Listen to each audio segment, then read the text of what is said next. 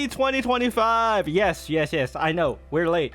I apologize. But we are now officially back on schedule. So now we can actually 100% welcome you into the new year. And welcome to Channel Chasers Season 4. Our first full season with our boy Tony. Yay! Round of applause. But if I could play the sound effect here, but I don't want to drown out everybody's voices. I do have a full soundboard, but we're not going to do that. But yeah, welcome to technically the third episode of the new year, but like our first official episode of the new season.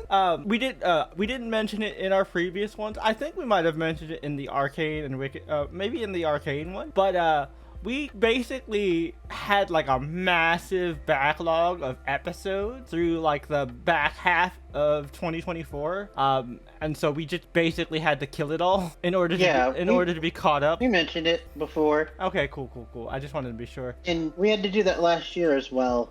Yeah, but I think this one was an even bigger kind of backlog because I don't think so. It feels like it, but like maybe it's just also because this year in particular was like a lot of big schedule pushbacks because of life changes. Because I got the new job and stuff like that. But anyway, we are here to start off the season like we do, like we have for the past couple of years, and do a year-end review or year-end wrap-up for the year of our Lord 2024. Yep. Overall, I think it was a pretty good year in terms of TV and movies.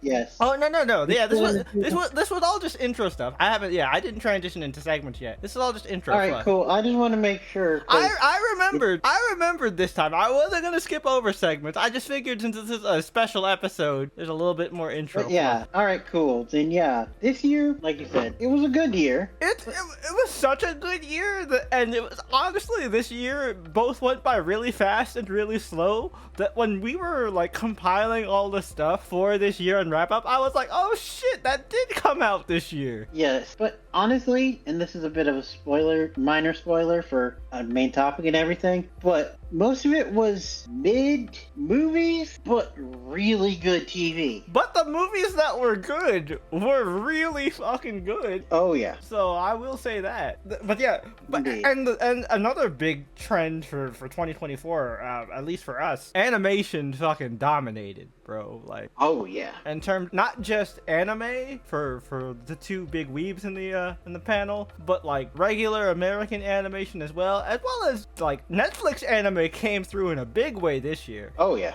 So we'll definitely talk more into that. And like Netflix working with bigger like anime brands, like their whole thing with Pokemon. Yep. And like also Brian is the only one that will be able to talk about the Doctor Who Christmas special. Normally this would be the time where I would talk, but I honestly forgot. A lot of stuff has happened. The holidays have been busy, and I forgot to watch those episodes. So it's just one. So it's just a episode. So yeah, I missed the Christmas special. I will go back and watch it before the next season. But so Brian will be the only one to do a quick talk about that one when we get to that type of stuff. Yeah, which by the way, we don't know when that's gonna be. Okay, interesting. Because after the Christmas special, they typically do a teaser for the next season. Mm-hmm. And I don't include the teasers because they're teasers, but in last year's teaser, the one with the special that introduced Ruby, they at least gave us a month. I think it was March, but this one, nope, no month. Just a year?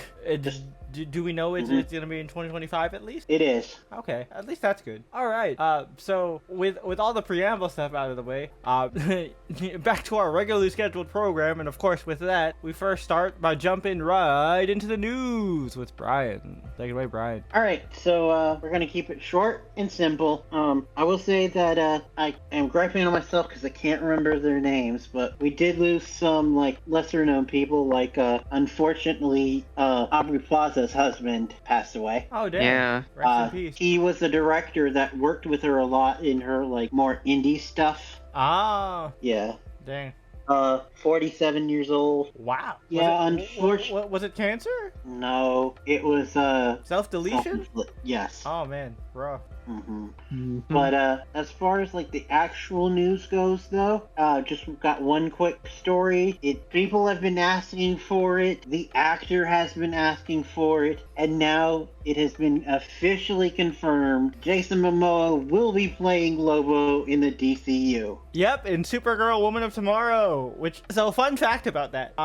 In the original story, Tom King has gone on interviews and mentioned that when he first pitched the story, he wanted Lobo as one of the main antagonists. But because DC was trying to push Lobo, they didn't want him to be included in it, so they had Tom create an original character, which is why if you've actually read the graphic novel Supergirl Woman of Tomorrow, she fights against a new original character who is a bounty hunter that is chasing her down. But so I'm guessing that means that character is just going to be replaced with Lobo, who was originally going to be there in the first place. Oh yeah, and it was kind of cool how it was announced, because a while back Momoa released like one of those like text images that celebrities do when they have a lot to say in a short period of time. Usually it's a half-assed apology. Yeah, like one of those Apple Notes type of thing, or those like those iPhone Notes type things. And it was that basically it was kind of like the whole thing about people stop asking, I want to play Lobo. If they ever call, I'll answer, but they hadn't called yet. And then he tweeted that with the caption, they called. Nice. I know a lot of people have a lot of reservations about Jason Momoa, because every time Jason Momoa kind of takes on a role,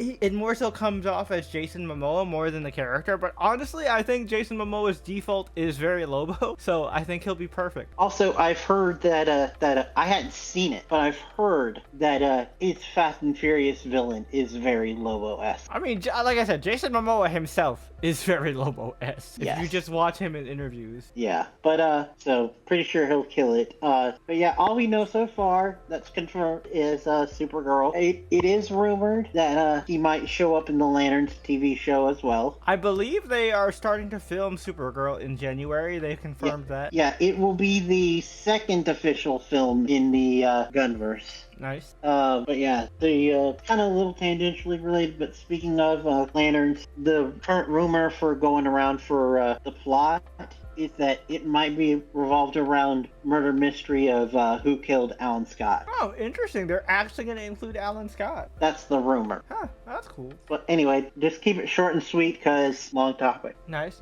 All right, so moving on, we are jumping into Screen Time. Screen Time is a segment of the podcast where the guys and I all talk about the various pieces of media we've consumed in between podcast episodes. That can range anywhere between TV shows we haven't had time to cover on the podcast, movies we haven't had time to cover on the podcast, music, anime, video games, and so much more. I'll go ahead and start. I just recently, today, as of recording this podcast, got Ultimate X-Men issue 7 through 10. If you pay attention and you've seen Comic Chaser episode 2, which, by the way, thank you guys on the channel for showing Comic Chaser some love. It feels really good to be back to reviewing comics. It feels, coming back to my roots, and like the fact that people actually miss me. Like, Tevia, if you're listening to this podcast episode, man, shout out to you. I didn't expect.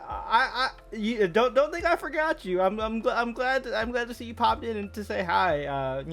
When you commented on that, good to see you, man. But yeah, it was cool. It was cool. I just want to give a quick thank you to everybody for supporting me bringing back that series. Comics is one of my long-time loves and passions. So I will always have a love and a need to talk about comic books with people. So now that I have a consistent ride to a comic shop, because I have been reading stuff digitally, but reviewing digital comics isn't the same because you don't have the book to show off. I don't like that vibe of just putting images on the screen and talking about it. No shade to people that do reviews like that, but it's just not my personal style. But I feel you. Also, it doesn't help that your big issue of why you left kind of. Yeah. Well, I mean, she's kind of dealt with now. I don't really see her in the comics anymore, so it's all good. And like you mentioned, me and Bendis squashed our beef, so that's also cool. But yeah, I read since I bought the trade in that last episode, and I blew through it, which were issues 1 through 6 of Ultimate X-Men by Peach Momoko. I ended up just ordering an entire lot that had issues 7 through 10, which now has me caught up, fully up to date on the series as of this recording.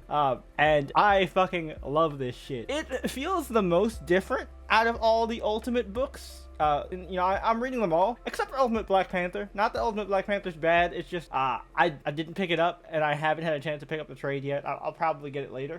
But I've been... Oh, you're reading Ultimate Wolverine? It hasn't started yet. That starts this month. Oh, shoot. Yeah, it's on my pull list though. It has not started yet. Nice. Yeah, I'm reading, in terms of the Ultimate books, I am reading Ultimate Spider-Man, Ultimates, Ultimate Wolverine when it comes out, and yeah, like pretty much everything except for Ultimate Black Panther. And again, no shade on Ultimate Black Panther. I've heard really good things about it, and I'm keeping up with what's happening in it. But like, I can't let my pull list balloon. You know, I only have so much of a budget, and unlike, you know, back in the day, I'm not getting paid to do this anymore, so I have to be smart about it. But yeah, so you know, there's that. Speaking of comic related stuff, and this will also connect to Tony, me and Tony have developed a new addiction. I never thought we would enter this world, but we have now stumbled into the world of hero shooters with the release of Marvel Rivals. God, I love this game. This game is so fun. It's amazing. As a big comic fan, I love all the lore. I love the character designs. Everybody just has a full ass bakery on display, and you know, it's equal opportunity too. Have y'all seen Venom? Venom is caked up. Yep, for no reason, and it's amazing. Eddie Brock does squats, Double man. cheeked up on a Thursday afternoon. I'm saying Eddie Brock does squats. Well, I guess he's just out here, just ass all the way out. But hey, I'm here for it. He wants everyone to know that his ass is firm. Yeah, no, go off, King. Do your thing. And you know, by the time this episode comes out, Sue Storm and Reed Richards are coming out, and I am so hyped. I cannot wait to play both, especially Sue. But you know, I've always been a 616 Reed Richards defender. Everybody hates on Reed and thinks Reed is this neglectful husband that doesn't fuck his wife enough. He does. She loves him. If she did, How do you think those two kids were made? if she did, Exactly. if she didn't love him, she would have left him for Namor decades ago. Do you know how thirsty that fishman is? No, almost every single man in Reed and Sue's life Well, not Doom. that isn't a best friend or related Yeah. wants to fuck Sue. Well, that's not even entirely true. Ben wanted to fuck Sue even at a point in the very beginning. Okay, so to a degree, but what I'm saying is, like, Yeah. predominantly, Sue, she has had many a suitor She has. try to climb up into her DMs.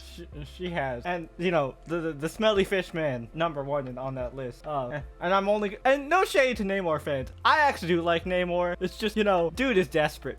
Desperate and pretentious. Dude, The- it's a really bad combo.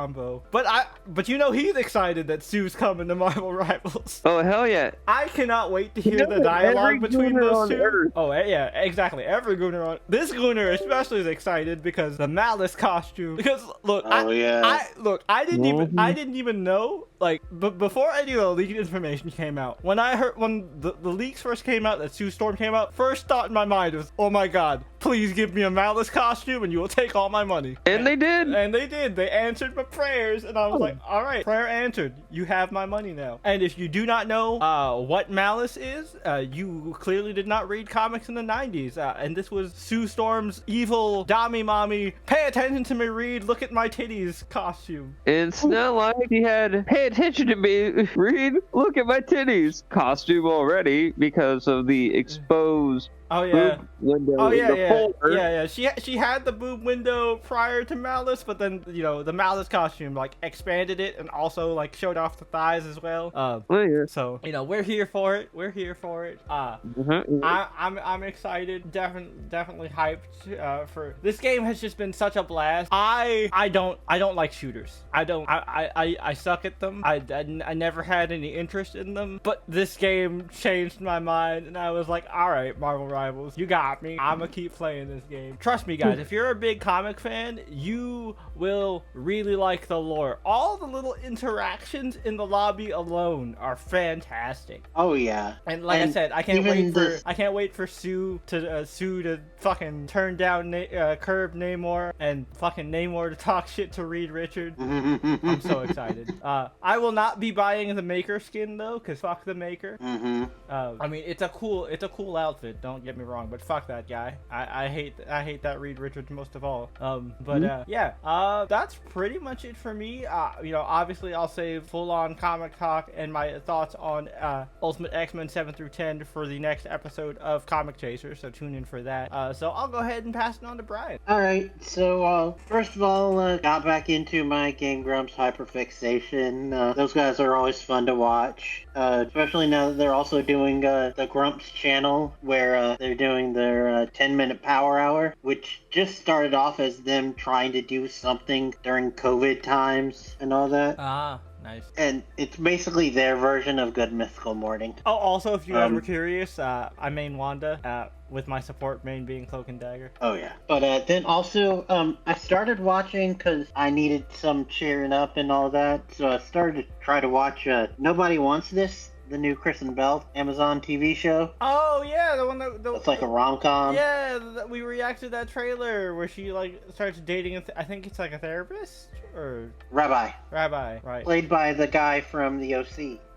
It's very cute. It's very rom-com-y. Kind of like One Day minus that tragic ending. With no sad plot twist in the fucking middle of it? Nope, none so far. Romantic comedy, my ass. This one actually is a comedy. I'm still angry, Netflix. I'm sorry, Brian. I'm just pissed. I totally get you. And we'll never forgive that one guy who made that category decision. Or girl. Which, by the way, they have changed it now. Good. Don't lie to people. Romantic drama. Don't lie to people, Netflix. But the reason why I was like rushing through the first two is because the last thing that I wanted to talk about is a little bit bigger. Pause. Because I didn't watch it until this week, but late last year, Haley Whipjack finally came back with a new Once Upon a Time video. Oh, nice. This was season 5. This was no. Was 5 the Frozen season? No, that was 4. That was 4? Okay. Because I remember the Frozen season was when I started covering it on YouTube. 5 is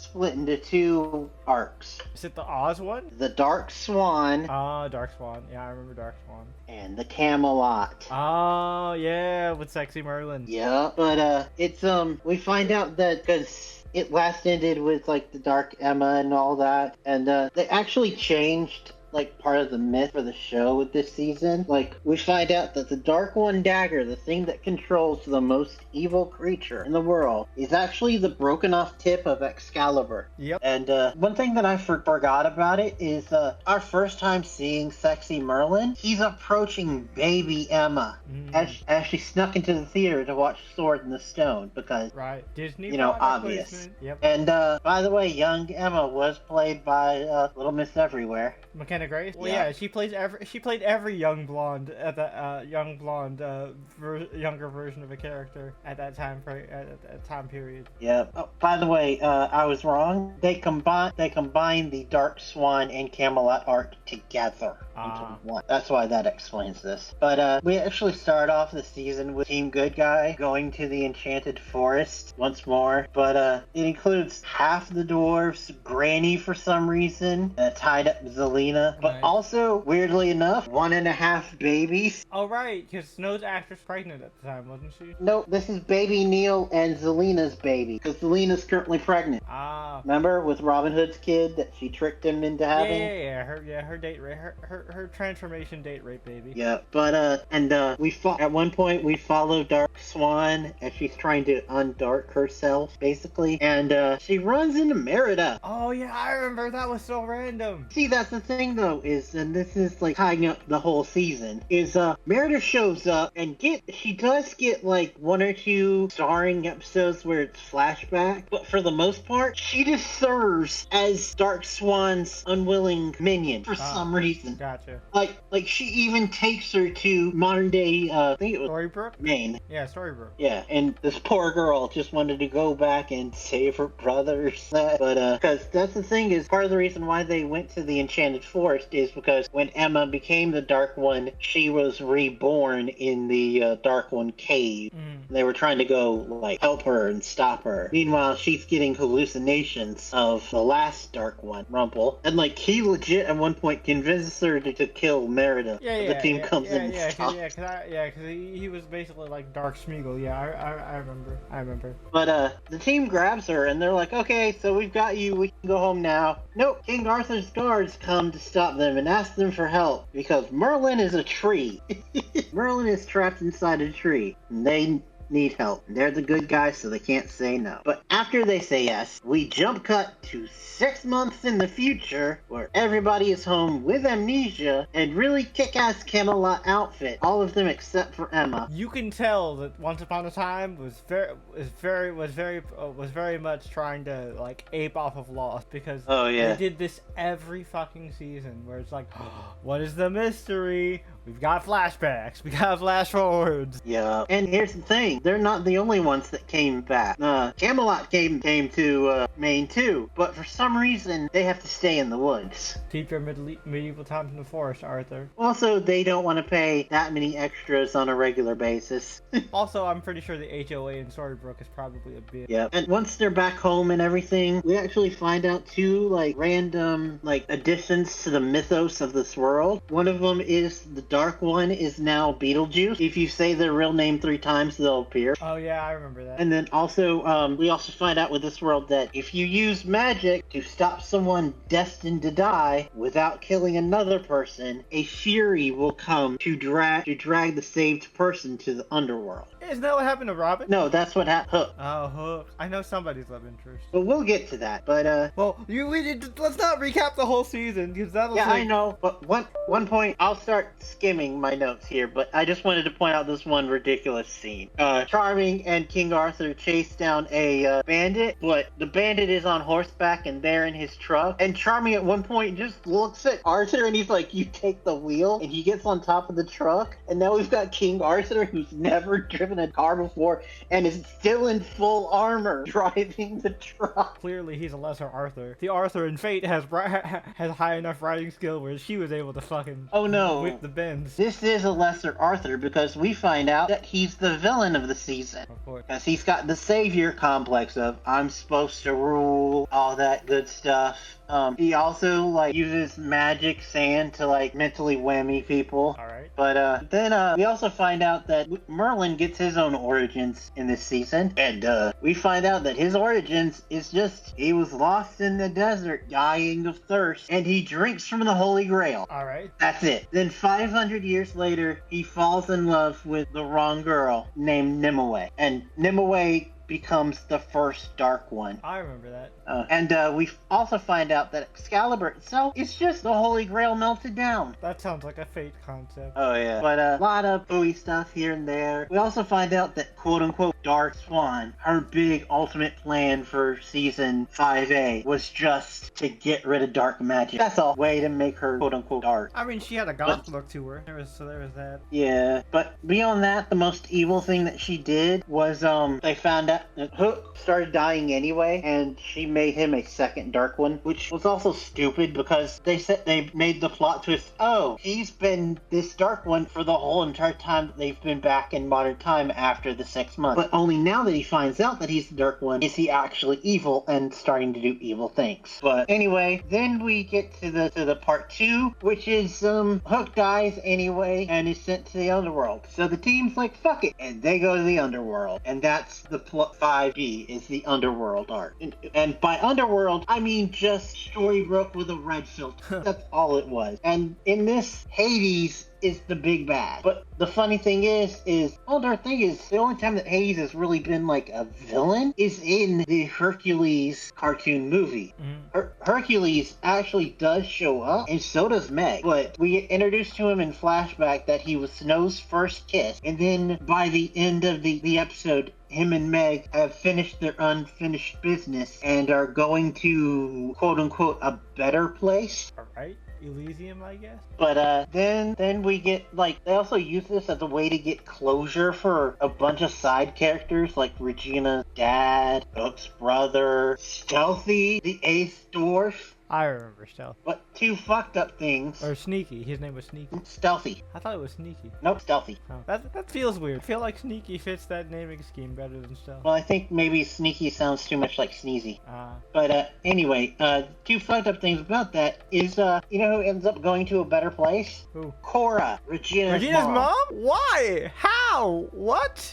Regina and Zelina confront her, and we even find out that they were introduced to each other as kids. Oh, I remember that. But Cora did not like that they instantly started bonding and were happy together. Yep, I remember So she that. split them back up and made them forget. I remember that. Well, at the end of that episode, they all hug it out, and she says that all she ever wanted was the best for her girls. Bullshit. But meanwhile, Cora was Mila- straight up evil. Like, Regina was sympathetic. Cora is straight up evil. I don't care what anybody says. which Mila, who was Rumpel's first wife, and who abandoned Neil. who abandoned Neil and fell in love with Hook, yeah. She has taken to heart her downsides in the world and has taken it upon herself to be like the teacher of the underworld and to like help protect the kids in the underworld, like as repentance for not protecting her kids. I hope she got to apologize to Neil, because he's been dead for a while. Nope. Neil only showed up once in a scene where it was just him and Emma, where he was like, okay, I'm in a better place, I'm cool, I'm good with being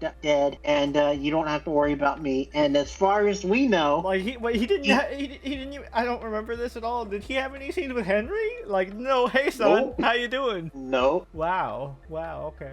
No wonder Henry has issues in the adult season. He showed up in The Bug to have one scene with Emma. But not your son. Yeah, see, this is why your son had issues in his fucking spin-off season. Yep. And you know what ended up happening to Mila by the end of it? After spending decades of trying to redeem herself, she gets pushed by Rumpel into the River Styx because... Does she get, like, wiped from existence or something? No, spend eternity in torture as a ghost in the river. I mean, I understand his feelings, but that's still fucked up. Well, no, he didn't even do it for retribution for that. It's because when they freed Emma from being Dark Swan, they thought they got rid of the Dark One. Oh, but it had to go somewhere, so it just went back to Rumpel. No, he actively wanted it to go back to him. Ah. And so he's been this the whole entire time. And to keep this secret, and also the fact that he's going to be with Hades a secret, he killed her. Which, by the way, also, she never got an extra scene with Hook. That's wild. Yeah. His whole motivation for the whole beginning before they set up the whole Captain Swan thing was because of her. Yeah. And one funny thing though that they do with Mila before all this goes down. Does she get any scene with Henry? Like, Henry doesn't interact with any of his family members.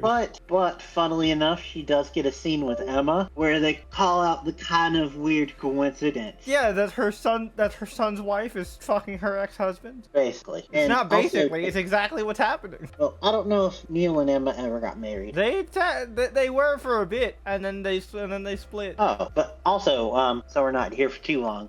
We've mentioned it before, but Jay, you've asked, I think, multiple times, like, when was the season that we find out that Belle's pregnant? It was this one. Oh, okay. And it's because we find out. Yeah, her future son, does some weird shit, right? I remember in one of the later seasons, her future son does some weird shit. Future son is not in this season. Mm-hmm. But the way that we find out is because we flash back to Coward Rumpel before he ever became the Dark One, where baby Neil got poisoned, and Mila, they couldn't afford the antidote, so Mila wanted him to kill the wizard that had the antidote and just take it. And instead, he made a deal with him, and the deal was your second child. And he's like, we're never having another kid, so fine. Well, now Belle's pregnant, yep. And also because the unknown wizard who had that contract sold that contract to Hades. Oh, I thought Because it was, of course. See, I thought it was Morpheus because I do remember the future son has dream manipulation powers and he like pulls. Oh bones no! in a dream. If I remember correctly, he is, but he's not introduced in this season because this season ends with Belle still under the sleeping curse. Right. A lot of this shit at this point kind of just blurs together for me. But yeah, because she was like, Hades can't have anything to do with my baby if me and my baby are asleep. So we'll call out. But see, here's the thing: is by this time she had already found out that Rumpel lied to her and had the Dark One powers. Yep. And so he's no longer her true love. So that complicates things. So no one can wake her up. But we also find out at this point a bit of Hades' motivation. Zelina is his true love. Weird flex, but okay. Even though the two have literally zero chemistry together. Not surprising for once upon a time. Also, at one point, Emma just gets prophetic visions for some reason. They're never mentioned again, and this is the first time. First and only. But they do lead her to Ruby, who's been missing for like a season. Wasn't Ruby like with Mulan, or somebody was with Mulan? Oh yeah, she was with Mulan and Dorothy. Right. But she gets them to help her save Dorothy from a sleeping curse. For them to we're like, no, you just need to kiss her because you two are gay. Yep. But after they have true love's kiss that wakes up Dorothy, Ruby, and Mulan are never seen again. Oh dang! What a waste of Jamie Cho. Yeah. But apparently, or Jamie Chung. I don't remember her name, but I did remember the act. Yep. And apparently King Arthur is still around, but he gets killed and goes to the underworld, and for some reason just decides that this was his prophetic kingdom, not Camelot. So he's gonna rule the underworld.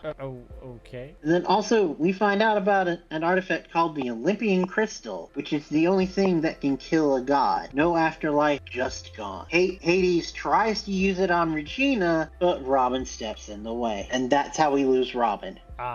And Robin is gone for good. Yep. Then Zelina uses it to kill Hades. Weirdly enough, because Emma had accelerated her pregnancy, and everybody thought, oh no, it's because she needed a fresh baby's cry for her spell. Nope, she wanted Zelina. And but the reason why I'm bringing that up is for most of the second half of the season, the baby doesn't have a name. Well, after Robin Hood dies, she names the baby. Yep, and has the same last name. Oh, Lockley? Or Hood, but Hood. So it's not even like Neil Charming. Hood was never. That's so dumb. His last name wasn't actually Hood. He was Robin of Locksley. But also after a tragic thing where Emma finally learns to let go and say goodbye to Hook, we see him in a badly green screened Olympus with a horrible casted Zeus. Like, dude looked like Hercules pre-training with Phil. Damn. But he's like, all right, for your help with all this, give you a gift. And he's just back to life.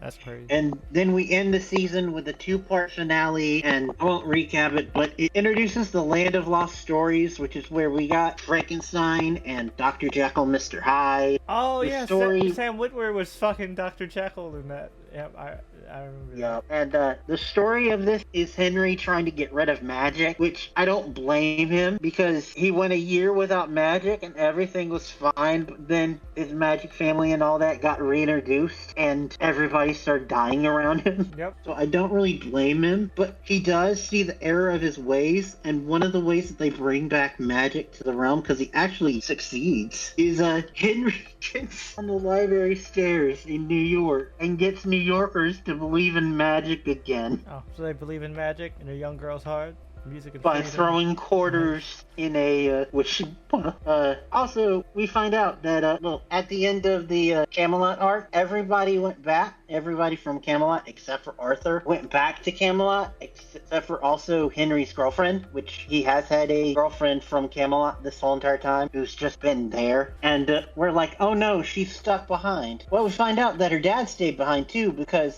everybody has to be somebody in this world. We find out that her dad is the Yankee and King Arthur's court, so he's actually from our world. Well, she gets completely forgotten about because she ends up fucking knocking up multiverse Cinderella, multiverse Latin Cinderella in the future. But the season ends with Regina trying to separate herself from her dark self, but then it only comes back to be the villain for next season. Also, Hyde is in Maine for some reason, and that's how we end this. Are you still with us, Tony? Did you fall asleep? Oh, he might have fallen asleep. I was afraid of this. Oh no. I had a feeling. I don't blame him. I would have completely zoned out on this too. Sorry. I had a feeling. Oh shit. Normally this would be where we passed on to Tony, but Tony's knocked the fuck out.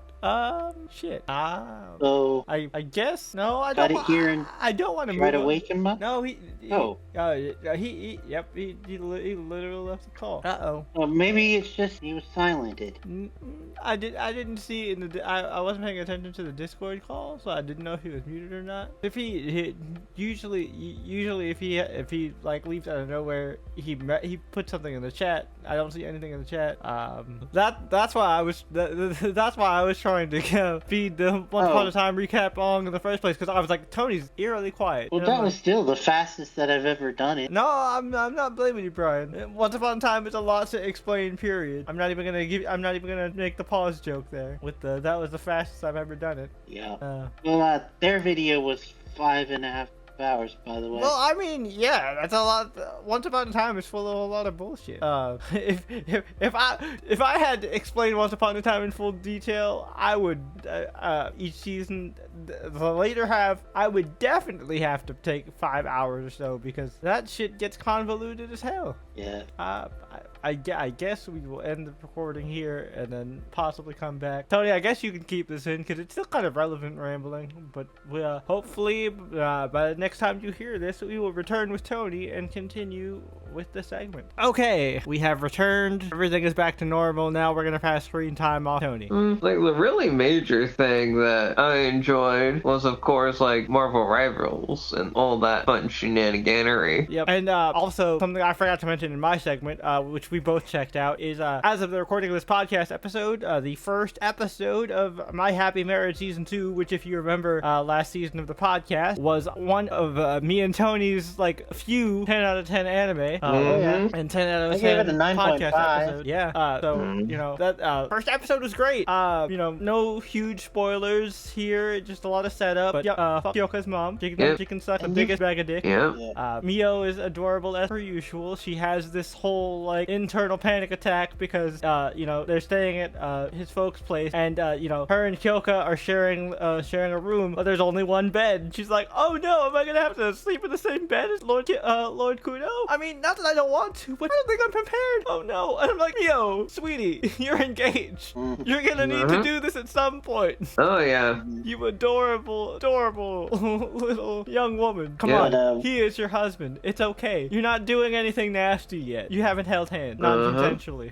We definitely need to cover that when season 2's 100%. And you know, we'll be watching it. And the fact that the episodes come out on Tuesdays is fucking great. So I have something to watch after work on Tuesdays. But yeah, anything else besides that, or are we good to just jump right into trailer talk? One thing I want to mention, because it is something that is cool as hell, is the Lord Commander's making a new Bastard of Game of Thrones mod playthrough, Jay. Nice. What's he doing this time? Playing as Jon Snow, but he's evil. Ooh, Dark Jon Snow. I like it. Basically raised by Benjen, and they're like an adventurer squad. Ooh. Like, I'm watching the first episode as of this recording, and I actually like this idea. This idea is pretty sick. That's kind of interesting. So, like, does this Jon have like a high intrigue, or is he still a martial folk? He started with Jon as a baby. So his player character was Benjen. Okay. So they're role playing. He's role playing that Benjen is the leader of the mercenary company. When you just have this baby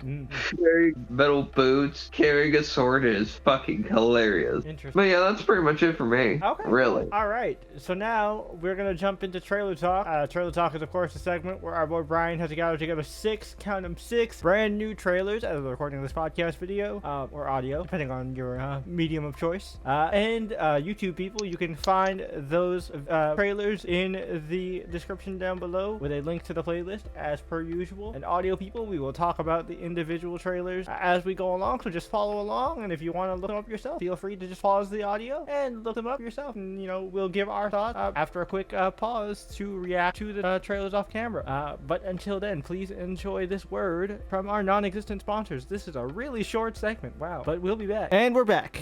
Okay, pretty solid group of trailers there, Brian. Nice way to start off our new season. All really good trailers. This was I was just gonna say, this was a special for like the bigger trailers of what we missed. Yep. So, gotta get the elephant, gotta get the caped elephant in the room out of the way. Superman Legacy, can't wait for it. Super hype. I'm still kind of underwhelmed by the suit a little bit, mostly because like, I don't know, I'm used to a more this is a leaner Superman than I'm used to. I'm used to a bulkier Superman, I guess. Hear that. And it doesn't have to do with the bulk, but I did hear a theory.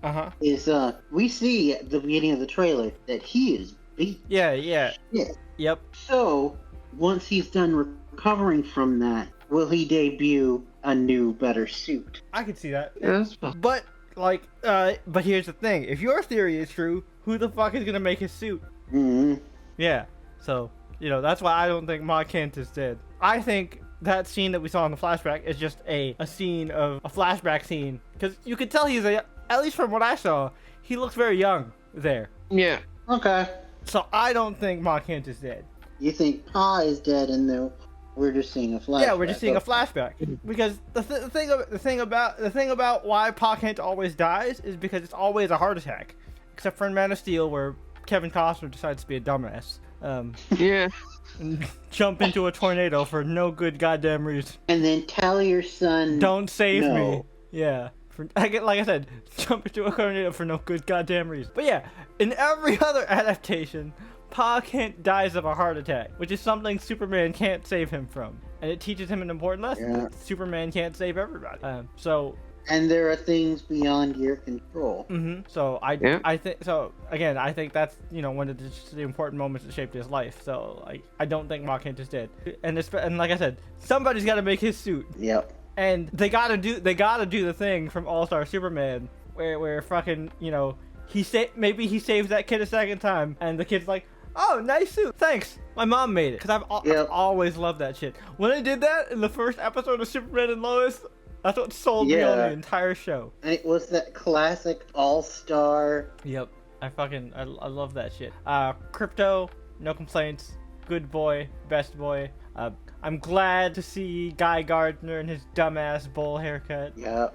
You love to see it. Everything looks also good. Mr. Terrific. I know a lot of people I've talked to are a little afraid that the cameos are gonna overbloat, but James Gunn has handled a lot of characters in the Guardians trilogy, so I don't feel like he's gonna overextend. He knows how to balance big cast, and he's even done it in DC with the Suicide Squad, so I've got faith. Yep. Also, theory going around that I could see happening is there is a person who we know is going to be in the but was not in the trailer. I didn't see Metamorpho anywhere. Yes, he did. He's in there. That was the wrinkly. Oh, okay, that makes sense. The one person that we didn't see was Maxwell Lord.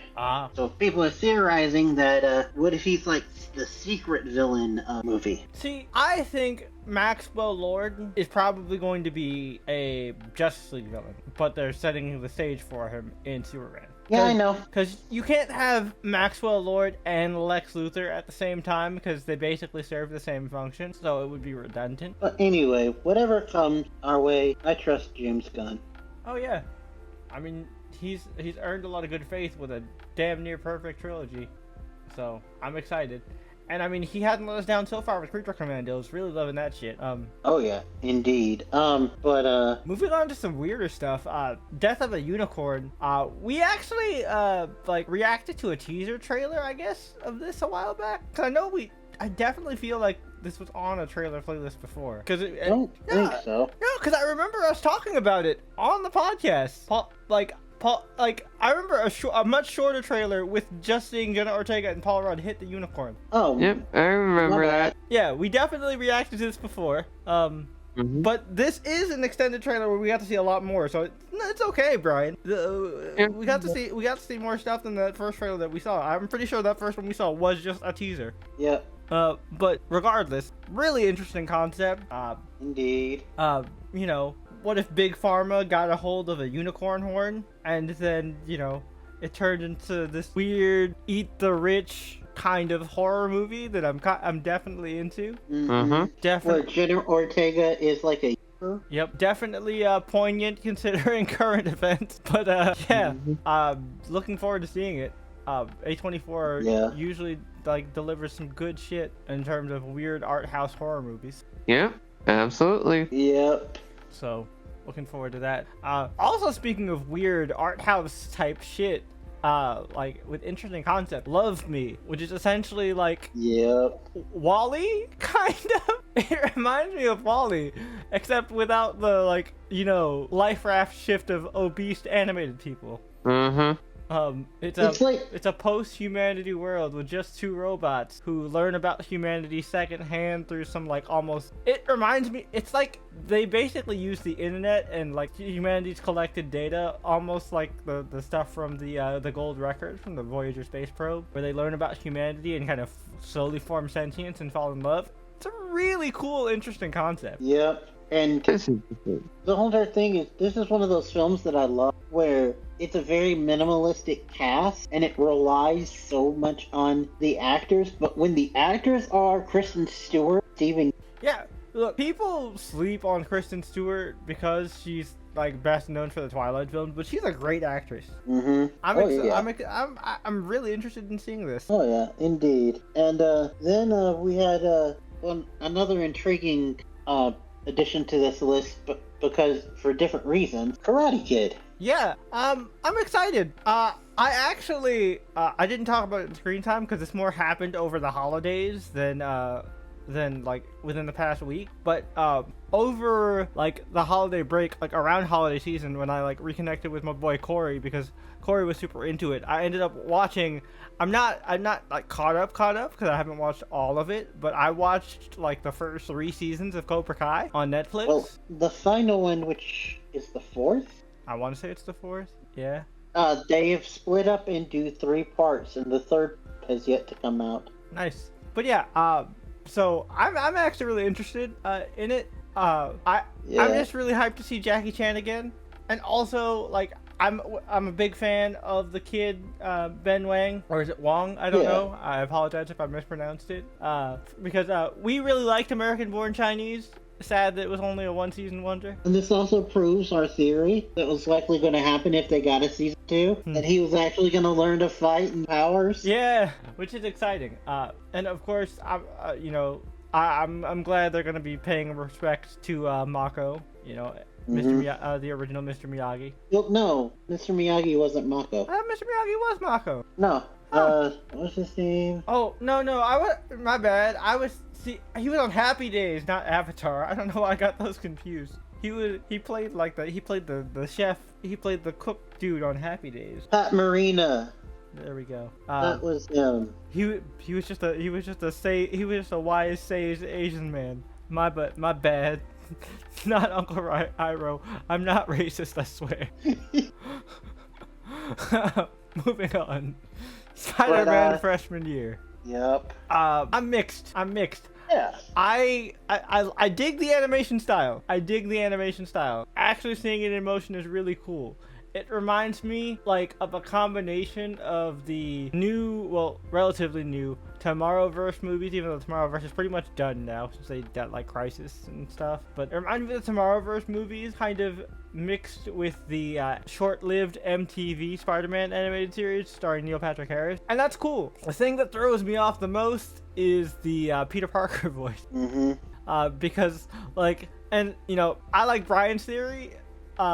Because, you know, this is the same voice actor who voiced Pete in What If Marvel Zombies. And, like, you know, Brian's theory is that, like, in What If he was doing a Tom Holland impression, which is why it didn't throw us off too much. But here, you know, to quote Mr. Morales, you know, he was out here, he said, nah, I'm gonna do my own thing. And, you know, that's why I was like, this just sounds weird. Why does this sound so weird? Yeah, but I tell you what didn't sound weird. Coleman Domingo's Norman Osborn. Yeah, I mean, I'm just happy Norman has finally has a racially accurate wave. Because it was totally unfair that Norman and Harry Osborn had the tightest waves in all of fiction, and they were just random ginger. Yep. Also, we got to see e-girl Nico Monaro. Yeah, I'm interested to see this new Nico. It still feels weird that they don't have Runaways Nico from Hulu, because I'm so used to her, because they even had her as Nico in the Midnight Suns game, which highly underrated. Loved that game. Yep. Also, it's kind of weird seeing her with the teal in her hair. Yeah. I mean, it still feels very alt girl-y, so like, it still fits Nico. Yep. So. Also, I didn't hear about this. Are they trying to make the Liz Spider-Man romance happen again? Yeah, well, cause this is a new universe, right? So like, Liz didn't have to move away this time here. Yep. And like, I could tell that was Liz because she calls him Petey. Like, Liz, both in the comics and in a lot of the animated stuff, is the only person to ever call him by the nickname Petey. Yep. So that's cute. Honestly, in Spectacular Spider-Man, like, look, I love the MJ in that one, but Liz was my favorite relationship that he had. It was so cute. But yeah, I love Spider-Man. I'm gonna watch this regardless. But right now, kind of mixed. I'm sure I'll get a bit better look at it when the actual series starts in fucking January. This month is gonna be busy as hell. Oh yeah. And last but not least, speaking about superheroes. Yeah, Vigilantes. I'm hyped about this. Like, I fell off of My Heroes anime. I kind of just stuck to the manga, which personally, you know, I didn't hate the ending. I thought it was pretty solid, especially with the update to the ending. But I feel like all new manga have to have a bonus chapter ending these days. Oshinoko just had it recently too. Oshinoko, My Hero, JJK, all of them had to have bonus chapter end. But anyway, Vigilantes is fucking dope. It's a prequel series focusing on, surprise, surprise, vigilantes, or illegal, non-licensed heroes. It's really fucking cool. And we follow the boy Knuckle Duster and a bunch of other vigilantes. Knuckle Duster is basically just MHA Batman. It's fucking great. I'm excited. Nice. I thought you guys would like it. Definitely hype. But yeah, so without further ado, now we can actually jump into the main topic. So obviously Brian is mostly going to take the lead because Brian has the document, and we're just going to kind of go through Brian's doc of shows and movies that came out this year and kind of do a quick kind of chat about them. Maybe rank them towards the end, but like probably in no particular order for real, because let's be real, that shit's difficult. I'm always bad at like ranking lists in an actual order of preference. Yeah. So yeah, take it away, Brian. All right. So yeah, I love listening to like top fives and all that. So that's why I initially pitched this to the guys last year, and then you guys really liked the episode, so we thought we'd do it again. But then yeah, we just kind of really kind of hard. Yeah, we just lost track. We honestly, which we do want to say, we are going to do this now from this season onward. We're gonna have a running list of shit that we've covered. Yeah, and like what our rankings are for. Yeah. But yeah, and then also the just nail in the coffin for not doing 5 is busy Tony wasn't able to, which is totally understandable. Well, so it was also, you know, like we said earlier, the problem Tony had was just remembering all the shit. Because we did a lot of shit. Yeah. And so I created a list of things just to remind us what happened. And Jay's like, well, hey, why don't we just use that list to just talk about all the stuff that happened this year? Yeah, because honestly, you know, with how much of the backlog we cut, most of the viewers haven't heard our thoughts on some of these shows anyway. Like, well, yeah. Well, before we get to that, the first big movie of the year came out, was Mean Girls. which you can actually see an episode where we covered it. We all fucking loved this movie. Mm-hmm. The musical was great. I love the musical versions of these iconic characters, especially Gretchen, who is my favorite character in the original movie. Mm-hmm. I love her. We stand Gretchen. Indeed. We stand Gretchen in this house. And then, But Renee Rapp, man, her Regina George. oh yeah. Mwah. Beautiful. Good shit. That that Burn song? My god. Yeah. And just like her introduction song, though. Mm-hmm. the My name is Regina George. I fucking love It just like pulls you in. I that. know. Also, shout out to Karen as well. Karen's highly underrated, but her sexy Halloween song, super catchy. Oh yeah. She's so dumb. Oh, yeah. I love Karen. Indeed. And then they had the cameo from Lindsay. That was a nice surprise. I loved that shit. That was awesome. That was awesome. Obviously, we're not going to spend as much time to talk about this because we actually spent like a whole hour and some change going into full detail. So, Which, yeah. speaking of, another movie that we love, that we spent a whole episode talking about, Lisa Frankenstein. Oh my god, what a fucking gem. And like off the beaten path too. It's kind of in like within the same vein as like Totally Killer. If you guys remember that one. That episode got to go up, right? Like that one didn't get deleted, did it? I want to say that one went up. If not, like, go watch Totally I Killer. do know that it was It's also awesome. on Tony's top 5 of last year. Yeah, so at the very least, we talked about it in the year-end wrap-up for last year. But yeah, Lisa Frankenstein was great. Fucking homegirl from Detective Pikachu, whose name I can never remember. Catherine Newton. I was gonna say Han, but no, it's Catherine Han. Yeah, at first I was going to say Catherine Langford, but I'm like, no, that's 15. No, yeah, 13 that's the reasons. reasons why. Yeah, no, Catherine Newton. She was in Big Little Lies, Detective Pikachu, bunch of other shit. It's great. Ant-Man and the Wasp. Ant-Man and Wasp. Yeah, right. She's the current Cassie. Right. Yeah. Yeah. She's great. Cole then- Sprouse, man. Yeah. This shows how good of an actor he is, because he's limited to just kind of grunts and very physical acting, and he does such a doesn't great say job. a single word. Except for I think towards the end he does, because he like reads some poetry and shit. Like at the very end, you hear him go into his Jughead thing. But anyway, other ones that we made episodes about, Prom Dates, which is very recent, so you can figure out what we thought about that. And then Spaceman. Really good. Was... Really good movie. Really kind of deep and introspective. Also terrifying because giant Paul Dano spider. Yes. And then Damsel. Underrated. I know a lot of people just thought this was meh. I really liked it. It had good action. Yeah. The design for the dragon is really cool, and it for a Netflix movie, it had a nice pace and like really good action. Yep. Although I did see somebody point out that I thought kind of Millie Bobby Brown loves her E-named characters. Yeah, that's true. Elodie, Enola. Well, no. 11. Well, she has an actual name now. It's not. That doesn't start with an E. Doesn't she have a real person name? Like, I know she was 11. Didn't they gave her a real name, didn't they? Yeah. I just don't remember what it is. I think it's Jane. Jane. Yeah, they found out what her real name was, and it was Jane. There we go. That name doesn't start with an E. And her character's name now is Jane Hopper. Yeah. Mm-hmm. But also not as good, but we still covered it for a full episode. I believe that episode went out. Yeah, Heart of Stone? Players. Oh, Players? Oh, yeah, the Gina Rodriguez one. Yeah, it was a little predictable, but it was fun. So if you like rom-coms, it's definitely a good one. But now, switching into movies that we didn't cover, Dune 2. Loved this movie. Great follow-up. I would have seen this in theaters if I had the opportunity, but I'm also still glad it went to streaming. Good shit. Yeah. Good shit. Space Jesus is in full effect.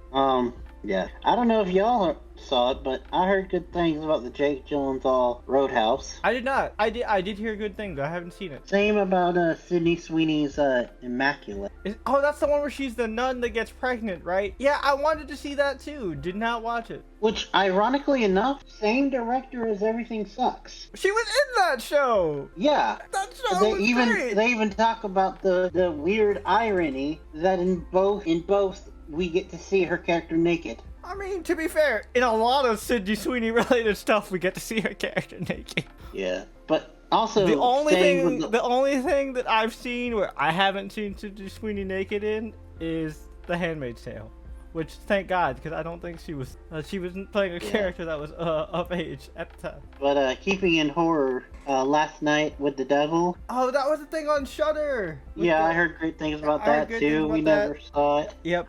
Speaking of Sydney Sweeney, was anyone but you this year or 2024? Don't think so. Okay, I know I saw it in 2024. I just don't know if it came out in 2024. Cause I remember hearing about like all the them playing into the dating rumors happening in 2024. So was it? That's why it came out in December 22nd of last year of 2023. Oh, it was very. Oh, okay. So it's the tail end of 2023. So that's why it technically spilled over into 2024. Okay. Never mind. Yeah, but I don't think you guys ever saw this, but I saw it, really liked it. Abigail. Oh, the vampire one. No, I did. I wanted to see it, but I never got to see it. Little girl ballerina vampire. Jenna Ortega was in that one? Nope. Or, no. Jenna, I forgot the main chick's name, but Dan Stevens was in it. Mm-hmm. Giancarlo Esposito was in it. Who played the vampire girl? Oh, the main chick was Melissa Barrera. Oh, yeah, from Scream. Yep, Scream, In the Heights. Yeah, fuck you, Scream people. Yep. Well, I guess. Anyway. Yep. Anyway, we had, it was a good year for giant monsters. We had Godzilla X Kong, The New Empire. That was fun. Really stupid.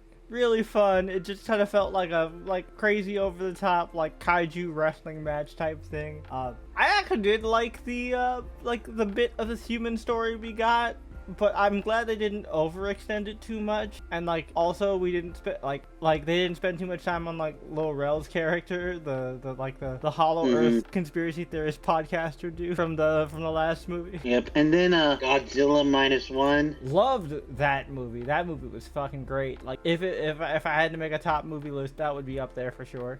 Within the kaiju category, I know this is animated, but fucking Ultraman Rising. Yep, that was on the list. Really good family film. Very sweet. I really liked it. Yeah, tangentially related, because it's still about non-human characters. We had Kingdom of the Planet of the Apes this year. You saw it. Didn't see that one. Heard good things, but didn't see that one. Which, a fun fact for you, Echo, I forgot his last name, Arphium Red, is in that movie. Nice. And our condolences to him, because he also lost his son this year. Yeah. But back to movies. Another movie I didn't see but heard great things about, Monkey Man. Oh, that was the the Bollywood Dev Patel Bollywood action movie. Yeah, I remember us reacting to the trailer. Yeah, that looked dope. Wish I had seen it. Same thing for the Ministry of Ungentlemen. Oh, another one that I wish I had seen, if we're just kind of going through that real quick, Boy Kills World. Yep. I'm looking at the document, just kind of scrolling through stuff. Also, The Fall Guy. Oh, the Ryan Gosling stuntman comedy. Yeah, I heard great things about that one as well. I didn't see it, but you saw it, Furiosa. I wish more people saw it. Yeah, that shit came out at the beginning of the year, and I had forgot. You know what's crazy? So much shit has happened this year. I forgot I saw that movie until I was reminded that came out this year. Yeah. Also, Challengers. That's the tennis threesome movie. I wanted to see that. I might go back and watch that one. I thought you had seen it. My bad. But anyway, Hitman. I saw that one. You guys didn't. Mm-hmm. It's an Amazon. I mean, it's a Netflix original. Was that the Bob Odenkirk one? No, this is Glenn Powell. Ah. Where he pretends to be the hitman that people are hiring. Yeah. But then when the husband of one of his clients goes dead, things start to unravel. Mm-hmm. But then, speaking about unraveling, we recorded an episode about it, but it was never released. Am I okay? Which one was that? That's the Dakota Johnson. Right, where she's trying to figure out if she was gay or not. Yup. And they did an interesting twist where, instead of doing the typical, romantic comedy where the couple has a falling out and then comes back together. It's a friendship falling out. Yeah. Which was cool. Yeah. Cool. It was frustrating at points, but it wasn't a bad movie. But just other big movies that came out this year, shotgunning them. Oh, another one we like that I think, did we do an episode about it? I don't know if we did an episode, but we definitely watched it together. My Old Ass with Aubrey Plaza. Oh yeah. Did we do an episode? I think that was the last one that we scrapped. Yeah, that was the last one we recorded and scrapped. Yeah, that was a fun one. Really good concept. That one might... Really heartfelt, like surprisingly deep. If I did a top 5, I feel like that would have been on it. Same, actually. Really good use of time. Really good use of time travel too. And also would have been on it. And also, speaking about time travel, Deadpool and Wolverine. Oh fuck yeah, dude! Definitely one of the best movies of the year. Yeah. I mean, oh yeah, like what a great love letter to send off the Fox Marvel universe. Mm-hmm. Oh yeah, indeed. But shotgunning some of the bigger movies that I don't know if you guys seen or not. A Quiet Place Day One. Did not get to see it. Wanted to, but didn't get to see it. Twisters. Didn't care. Maxine. Wanted to see it, never got to see it. Alien Romulus. Saw that on streaming, kinda meh. Beetlejuice. Also aggressively meh. But Michael Keaton and Jenna Ortega really stole the show on that one. But everything else was aggressively meh. Transformers 1. Also meh. Then Rebel Ridge, which was a Netflix movie. I like that one a lot. It once we found out that guy was playing Jon Stewart, makes perfect sense. Yeah. Wild Robot, I wanted to see. Same. But hasn't gone on streaming yet. Mm-hmm. I think same goes for Saturday Night, the Saturday Night Live one. Yeah, yep. I remember us reacting to that trailer. Yeah, I wanted to see that one, didn't get a chance to. Yeah, it's on Netflix, but I still haven't seen it, but I want to. Woman of the Hour. What's that one? It's about that serial killer that went on the dating show. The dating game? Alcala. Yeah. Yeah. They made a movie about the dating game killer? Yeah. Oh, and, shit. I gotta watch that. From the perspective of the female contestant. Oh shit, I gotta watch that. That story is super fascinating. It's directed by and starring Anna Kendrick. Oh shit, that's cool. I definitely gotta see that. We ended the year with some big films. Gladiator 2. I liked it. I saw it on streaming during the holidays. I liked it. It's not like I wouldn't have went to theaters to see it, and I didn't spend money to rent it on streaming, so I don't feel bad about it. But it was okay. All right. Sonic the Hedgehog 3. I still need to see that. I haven't seen it yet. Yep. But I really need to see it because Shadow Keanu, I need it. One that you have seen, Nosferatu. Nosferatu was great. Really enjoyed it. It's actually really scary and super fucking horny. Yeah. Lord of the Rings: The War of Rohirrim. I wish I'd seen it. I'd heard mixed things about it, but I wish I'd seen it. Yeah. And then last but certainly not least, if I had to say number one film, this might have been it. no mites for me, dog. No Wicked. mites. No mites for me. I've seen this movie 4 or 5 times now. I bought it when it became. Damn. Yeah, as soon as it became available on streaming like 2 weeks ago. I bought it ASAP. Okay, all right. Yeah, I bought it. Yeah, I have a Google TV. I just bought that shit on the Play Store. It showed up on my home screen. It's like, would you like to buy Wicked? Yes. Yeah. Loved it. Great. Loved it. Fucking. But we did a whole episode about it. If you want to, go back and watch it. This one I remember the score. This was one of my 10 out of 10s from this year. Oh, yeah. This was definitely the best movie of the year. My God, yeah. Good shit. But moving on TV, great year for TV. There was a lot, if you heard in that rapid fire, there was a lot of meh for me for movies, but TV was fucking great. First of all, just starting off, because categorizing them. Starting off with debut. Has-Been Hotel. Fantastic. Absolutely. I still listen to a lot of these songs on a regular basis, especially stuff like Poison. Oh, Hell yeah. is Forever. Loser, yep. Iconic ass shit. Good stuff. Cannot wait for the next season. By the way, fun fact. Blake, the voice actor for Angel Dust, said that actually he didn't know the cast for like filming the first couple episodes, but then when he found out that Husk was Keith David, nice, he was like, "Holy shit! I'm singing with Keith David. I'm singing with Spawn. This is amazing." Yeah. But just real quick, we did a full episode on this one, so we don't have to spend too much time on Has Been. But shout out to the boy David for being on that episode. We will definitely have you for season 2 if you're listening. Because David was the one who got me interested in. Well, he reminded me that Has Been existed because I had seen the pilot years ago when it first came out. And then he reminded me of that universe, and he was the one that introduced me to Hell of a Boss, and then told me that this was coming out. So he put it on my radar. So I got to give a special shout out to David for that one. Oh, that definitely, indeed. And still need to catch up on Has Been. You mean Hell of a Boss? Hell of a. Yeah. But anyway, another one that we did an episode about, Percy Jackson and the Olympians. Oh, yeah. I don't know. I don't think that was a 10 for me. I think that was like one of those close ones. Really surprised me with how good it was. As a fan of the book, really enjoyed it, especially like the performance from our main trio. I thought it was great. Rest in peace, Lance Reddick. You were a great Zeus for what little time we had you. And I'm excited to see more of the show going forward. Oh yeah, indeed. And another one that we covered, Monarch. Love this show. It was really great. I love seeing the Russell father-son team together in this one. Yep. Finally I got to see Wyatt Russell play someone likable, because the only thing I had seen him in prior to this was him playing John Walker. He also did a show called, I think it was Lodge 47, but in that one he plays a stoner. But yeah, it was really good. Also, this was the first time I was introduced to the actress who played Mariko in Shogun. She was Kate, Tony's favorite character to yell about. Yeah. Because Kate frustrated the fuck out of Tony. Oh yeah. That was a fun episode.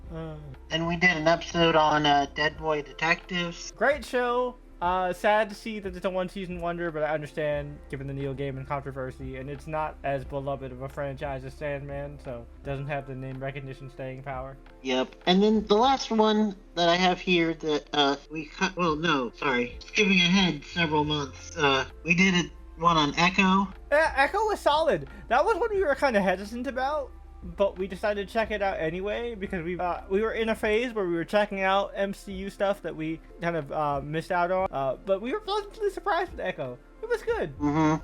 Don't know if it ever got published or not, but I know we recorded an episode on it. Franklin. It did not get published, but we did record an episode. We enjoyed it. Our boy Templeton. Yeah. He was good kid, bad financial choices in real life. But another Michael Douglas was great in it. I thought it was awesome. Oh yeah, indeed. This was on any other year it might have been in my top 10, but this was just such a heavy year for TV. But also Twilight of the Gods. Twilight of the Gods was great. I think Blood of Zeus season 2 was better. In terms of mythology. Oh yeah, that too. In terms of mythology-based animated series, but I'm a Greek fanboy, so maybe that's just my personal bias. Yeah, and I think with Twilight of the Gods, it's more like a personal tale, like a Viking saga, than anything. Yeah. I don't know. I think also the thing that got me is I'm much more invested in the god drama of Hades and his personal foibles. They tried to get me with Loki, and I feel for them, but it's not the same. Yeah. Oh, yeah. I agree with that. Not to say that Twilight of the Gods isn't good. I thought it was awesome. Not as good as both. Yeah.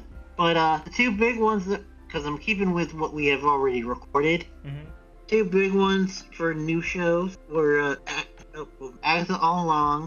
Yep, Agatha All Along was great. I think people, and I get it, a lot of people are burnt out on MCU content, and especially because, Agatha is tangentially connected to the Multiverse of Madness stuff, so people didn't really give a fuck. But it was a great show.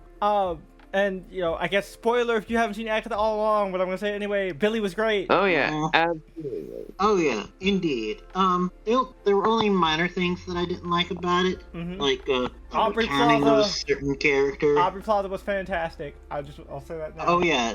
I won't throw two spoilers into this, but Aubrey Plaza was fantastic. Yep. And also, speaking about fantastic comic book shows, The Penguin. the Penguin. Yep. One that I Absolutely. can't believe we haven't talked about that was in my top 5, looking at my mixed up original document, X-Men 97. Yeah. Yep. Oh my god. Talk about great. a fucking amazing show, return to form, and like a beautiful way to bring a classic show into a modern era. Good Indeed. shit. And Just like keeping on Gambit, we will animated, remember it. keeping on animated, Kite Man, hell yeah. Oh, that show was so fun.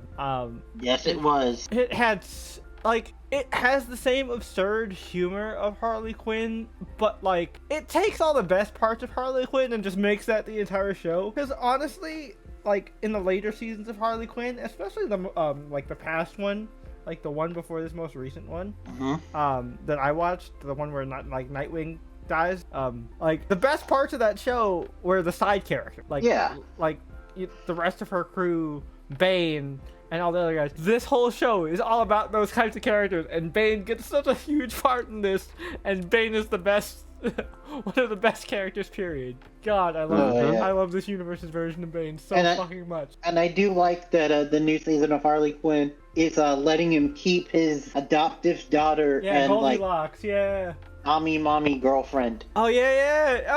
Did it show that he was still with the dominatrix lady? Nice, good for him.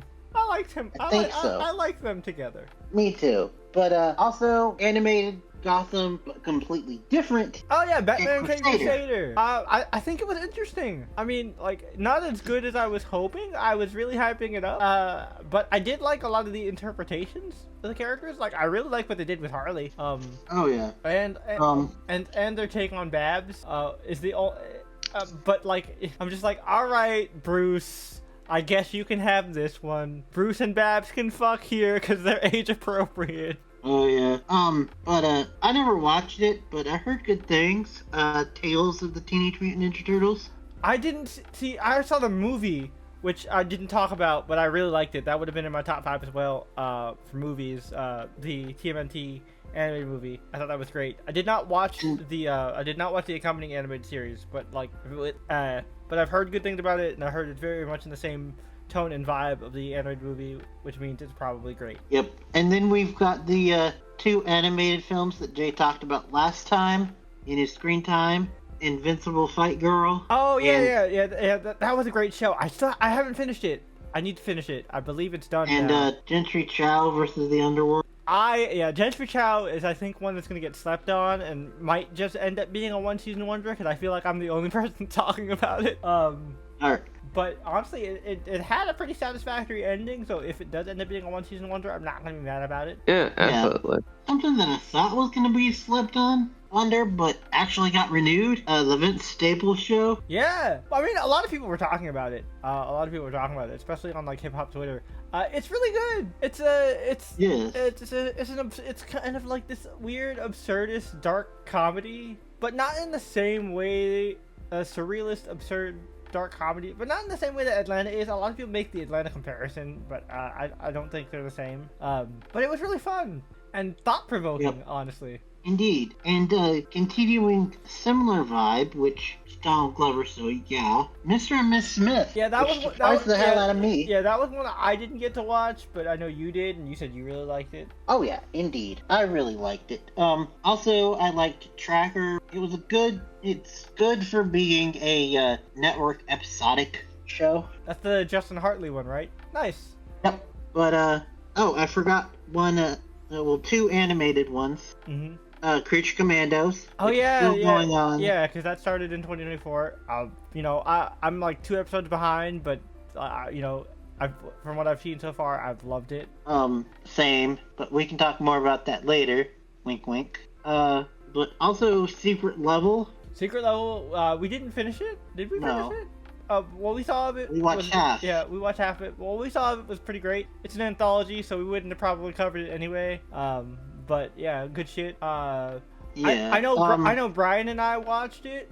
But Marvel's What If kind of ended on a mad note. Yeah. Like, overall, I thought it was good, but there were a lot of, like, episodes I didn't care for. Because for some reason, I mean, it's not for some reason. I think this was in development for a long time because it's an animated project. They were really banking on the fucking Eternals. Because there's a lot of shit involving the Eternals in this What If season. Also, you can tell that the person that was behind season 1 and 2 was not in season 3. Yeah, because, like, the through line was very weak. Like, they also didn't introduce the through line until, like, the very, very end, which was weird, because, like, And in the previous seasons, they had the through line introduced, like, very early on. Like, and they acted like they had been doing the through line throughout. yeah. Yeah, like to quote what other people have been saying, where the hell is our Storm Goddess of Thunder episode? Yeah, we didn't get an episode. She just showed up. Like, it's cool, but, like, I want to know your story.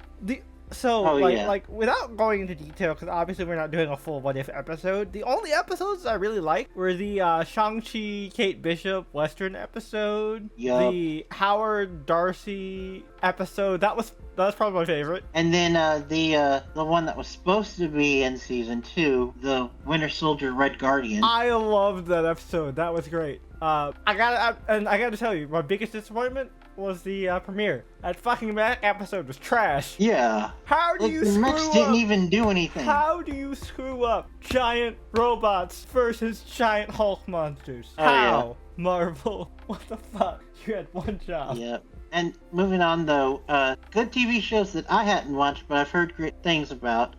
English Teacher, Interior Chinatown. Oh man, Elizabeth told me about that one. I want to watch that. Speaking of, these aren't new shows, but like, shout out to some like continuing shows that started in 2023 that I was watching. The Bear, not fully caught up. I'm like a season behind, but I'm getting there. I'm liking The Bear. I just wanted to say that 2 more for new shows before we move on. One is Good Girl's Guide to Murder. Stars Eden from Wednesday. Oh, you watched that one, didn't you? Yeah, I really liked it. It reminded me of like Riverdale and Pretty Little Liars back when they were good. Oh, also one, I don't know if you have this on the list. I don't see it anywhere, but this isn't a new show, but I checked it out over the holidays because my cousin recommended it, and so I decided to watch it with her because she thought I would like it, and I did end up liking it. It's on HBO Max. The Sex Life of College Girls. Oh, really funny. Nice. I think it's The Sex Lives of College Girls. Yeah, that's what it's called. Yeah. Nice. Glad to hear good things about that. The last one of the new shows is probably my favorite show of the year, Shogun. Shogun was amazing. Absolutely loved it. I shout out to the boy, fucking Ramirez. Yep. Was it Ramirez? I think so. Maybe. Well, but the guy from Bates Motel who was the sheriff, that guy. Oh yeah. He was great. Love that guy. But Homegirl from Monarch, who played Mariko, was great. Toranaga's actor was great. Blackthorn's actor was great. That entire cast, phenomenal. We have a whole episode about it. It's a great show. Indeed. That was another one of my 10 out of 10s for the year, I think, actually. Yeah. A couple of miniseries. Baby Reindeer. Good shit. I really like that one. Never saw it, but heard good things. The Perfect Couple. That was one I heard about. I never got to see myself either. And then we've already talked about it already, but One Day. Miscategorized. Good show. I will still say it was a good show, but man, was I emotionally devastated. And it is in Channel Chasers history because it is the one show that we never rated. Yeah, because how do you rate that? Yep. But hey, on a lighter note, switching to other stuff, Girls 5 Eva. That show, I'm sad they got canceled, but I'm still glad we got to go on that ride. That show was hilarious. Oh yeah. You fly a plane straight through my heart. That one took us way by surprise. We were watching it, and I still remember that moment. We all just looked at each other across the internet and just were laughing hysterically. We had to all take a bathroom break after that one. Yeah. Oh my god, it was so fucking funny. Back referencing Mean Girls, shout out to Busy Phillips, who played Regina's mom in Mean Girls. We actually good. got that episode out, I believe. We did. The Girls 5 episode is out and in there, in the ether. One episode that we recorded but didn't get out, Doctor Who. Oh yeah. Return of Russell T Davies, really, and of course Chudi. I almost called him Chidi Agonye. That's fucking homie from The Good Place. It's Shooty Guatway. I almost called him Chudi Anagonwe. I was like, no, because like that's the character from The Good Place, and I love The Good Place, and it sounds kind of similar. It does, but Shooty this season with Shooty's Doctor. I should have just stuck with Eric from Sex Education and Ruby. Yeah. I love it. You guys didn't get to hear the episode, so real quick. I love that they have a kind of brother-sister, more familial companion-doctor relationship. Which is something that we never really got, Yeah, because all throughout the Moffat era, and even in, the Davies era, in the beginning of New Who, it was very much a doctor-companion romantic kind of thing. Well, either that or they were just best, like Donna. Yeah, and Bill and Capaldi. Yep, and I will give him cred with Amy, because you thought that it was gonna be. Yeah, it was a nice swerve. It was definitely a nice swerve. But I mean, in the end, he still was. Yeah, but technically, it still kind of counts because River. But we're not gonna get into the semantics. But yeah, really liked it overall. Like a lot of good episodes.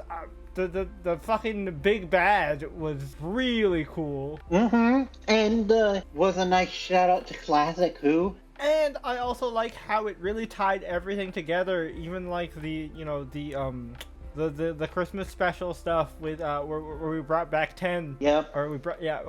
Tenet, not 10. He wasn't 10. He was 14 technically. Yeah, he was 14. But also shout out to Jinx Monroe. Yeah, I was gonna call them the Music Meister, but it wasn't the Music Meister. It was the Music Meister like character. I think they were the Maestro. Maestro. But yeah, they were fantastic. But yeah, overall, a really good season. Davies is off to a good start. I think. Yep, and tease that the next season is going to be like the last season, but on steroids. And I hear, and this is a good transition into passing it off to you for this, because you're the only one who saw the Christmas special. I hear that the Christmas special is very introspective for 15, which I think is really cool. Oh yeah, it is. They definitely give him a moment to pause and calm down, and even though technically the chick from Bridgerton could be considered the special's companion, he definitely had friendships with characters in this. Something I will give them credit for from this season is episodes that I thought I wouldn't like, I did end up liking, like the Bubble episode. I liked the Dot and Bubble episode. I really liked the Bridgerton episode, even though I don't like Bridgerton at all. With the owl people or Rogue. Yeah. I really do hope he comes back. I like the back and forth and dynamic that Rogue has with 15. Oh yeah. It very much reminds me of Captain Jack. Yeah, but you know what? I'll use that as a transition to a healthy relationship between two men to a not healthy relationship between two men. Interview with a Vampire. Oh, you want to talk about toxic? There are multiple toxic relationships between two men in this fucking show. Got fucking Armand and Louis, Lestat and Louis. Yep. Yeah, good shit. And shout out to the second actress to play Claudia. She had some big shoes to fill, because that first season actress was great. But she did a phenomenal job. Indeed. And that one scene, I'll just say that. Yep. Holy. Jacob Anderson killed it.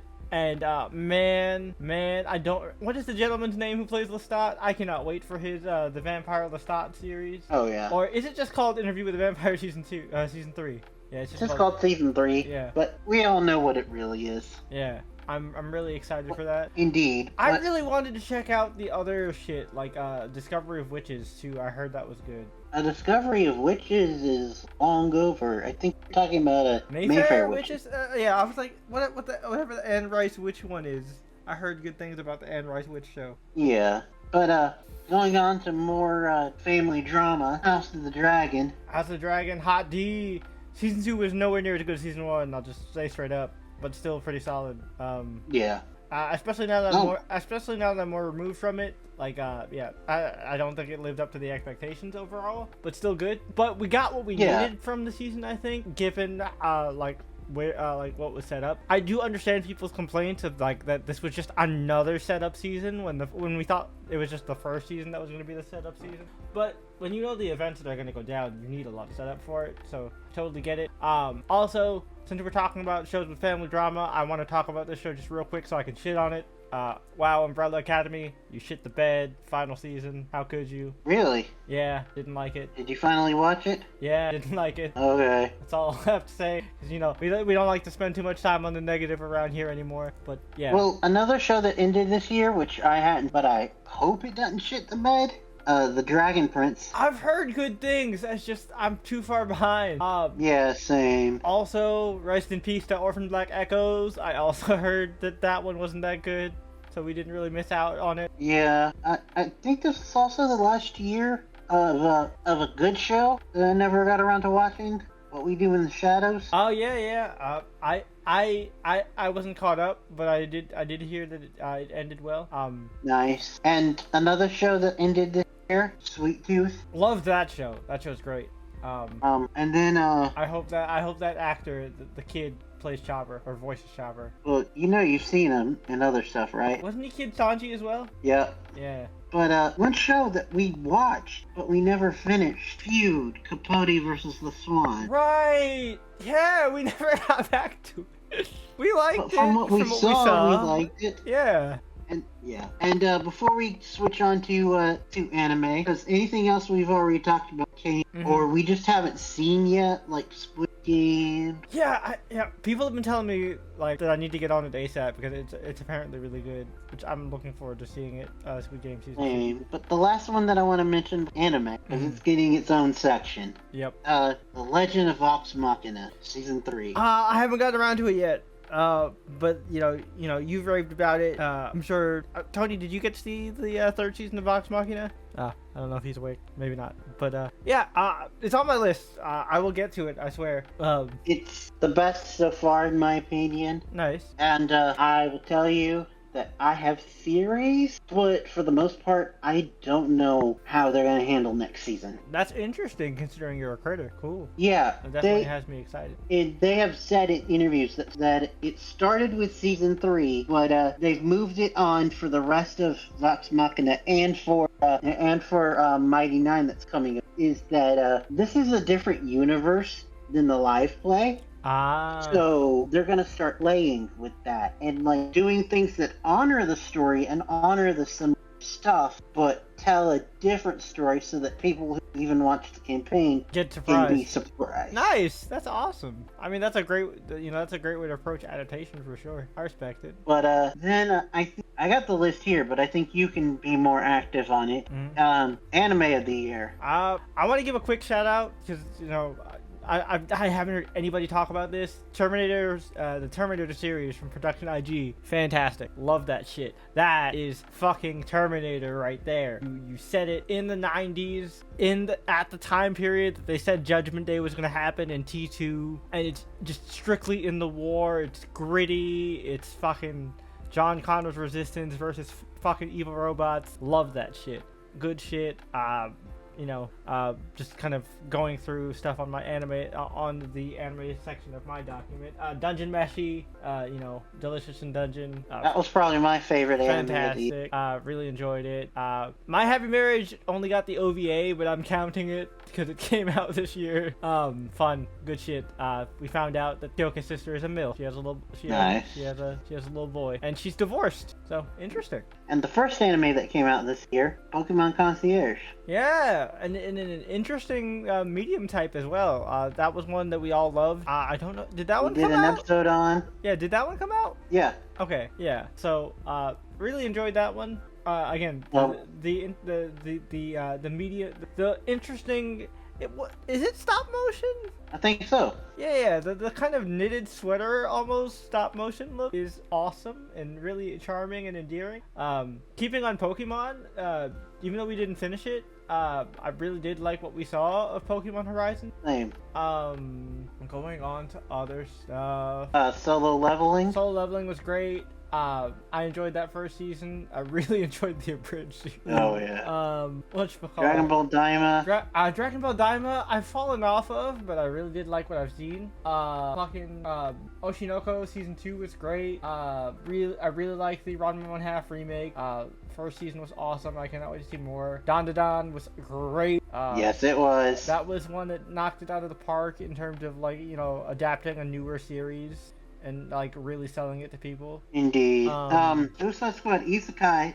Yeah, Now, that counts because it was made by was it Wit Studio? Yeah, it was Wit Studio. And fun fact, people, that was one of the lost episodes. Yep. And surprisingly enough, we scored it out higher than we were expecting to, because it really came together in the end. It wasn't perfect, but it really came together. It was better than people are saying. Yeah, like I said, it really comes together in the end. If you stick with it, it actually sticks the landing. And I want to know more from this world, because the spoiler twist at the end of this season has me really interested and wanting more from this series. I won't spoil it because I know I spoiled the Agatha one, but this one, if you know, you're not gonna want to watch it, and I want more people to watch. Yeah, but other anime that were big this year, Free Run Beyond Journey's End, Sad Elf the anime, fantastic, love that shit. Yep. Spy X Family. Yep. Yeah, that's always great. I saw the movie this year. I remember talking about it during screen time. I thought it was fun. Nice. The Apothecary Diaries. I didn't actually see that one. I've heard good things about it. Go-Go Loser Ranger. Go-Go Loser Ranger was fantastic. Love that one. Surprisingly on Disney Plus. Girls Bad Cry. I don't know that one. Some other ones that I've watched. What was the name of the one where it was behind the scenes of content creation? Oh, you're talking about either VTuber Legend was one of the VTubers, and then the one that I watched I showed you guys was Jellyfish. Jellyfish Can't Swim in the Night, I want to say. I know Jellyfish was in the title. Yeah. Jellyfish Can't Swim Alone in the Night, something like that. Weird title, but it makes sense in context because it's the artist behind this band, who is the artist who draws the characters and makes the visuals for the band, really likes Jellyfish, and her character is designed after a jellyfish. That one was really good. Look Back was pretty good. Dead Demons Steam Destruction. I thought that one was fun. Undead Murder Farce was good. One that I want to see but I hadn't seen yet that we hadn't mentioned, Sign of Affection. I've heard really good things about that one. Yep. And you know the twist, right? No, I don't know the twist. The lead chick is deaf. Are you thinking of a Silent Voice? Oh. That's an old movie. No, I believe Sign of Affection is, and that's the name. It's a double meaning. Oh, cause I was just saying, I know a good not it starts off sad, but I know a good movie about a deaf anime girl. That's a Silent Voice. But I have heard the title of Sign of Affection. I didn't know that was about a deaf girl. I think it is. Cool. Anyway, also, Alias sometimes hides her feelings in action. I loved that first season. The little sister cracks me the fuck up. Yeah. She's great. I think the fact that in the dub they have a Russian American voice actress is awesome. Indeed. Fate, Strange Fate. Fate, Strange Fate was great. I still haven't seen the first full episode. I haven't checked that out on Crunchyroll yet. Me and Tony are gonna do a separate video sometime soon. So stay tuned for that, Fate fans. I know you guys really liked our review of the initial OVA that released last year. So. Oh yeah. We will be covering that too. What else? Anything else? Blue Box. Oh, I haven't finished Blue Box. I like what I've seen so far. It's a nice like sports romance anime with no gay undertones, despite having a sports theme. Usually. Elusive Samurai. Oh, I see. I've seen that one around. I haven't watched it. It looks really good. Yeah. You ever watch Kaiju number 8? Oh yeah, I watched Kaiju number 8. Kaiju number 8 was awesome. That was another one where I knew that was gonna be a good anime because like the manga was just kind of okay, but the anime went pretty hard. I like Kaiju number 8. Is there anything else that's standing? Did I have anything listed? I don't think it was in the best of, but is it called Blue Lock? Blue Lock? Season Where 2.